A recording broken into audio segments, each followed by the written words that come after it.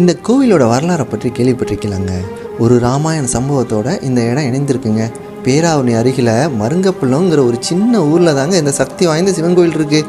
இங்கே நின்னாலே ஒரு அமைதியான ஃபீல் கிடைக்கும். சுற்றி இருக்கிற சூழலும் ரொம்ப அமைதியாக இருக்குங்க.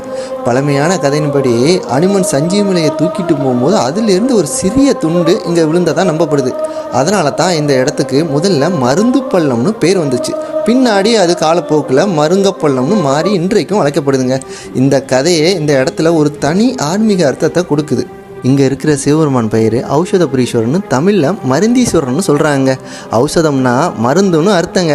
இந்த கோயிலில் இருக்கிற தீர்த்தத்தில் நீராடிட்டு அதுக்கப்புறம் இந்த சாமியை வணங்கினீங்கன்னா எந்த நோயாக இருந்தாலும் சரியாகும்னு இங்கே ஒரு ஆழமான நம்பிக்கை இருக்குங்க.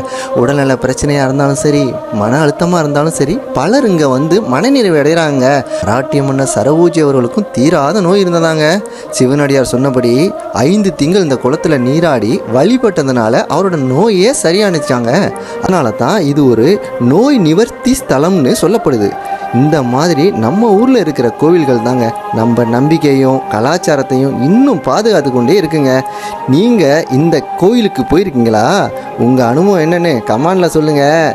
இது சாம் விலாக்ஸ். உங்கள் ஊரில் மறைந்த கதைகளை தெரிந்து கொள்ள எங்களை ஃபாலோ பண்ணுங்கள்.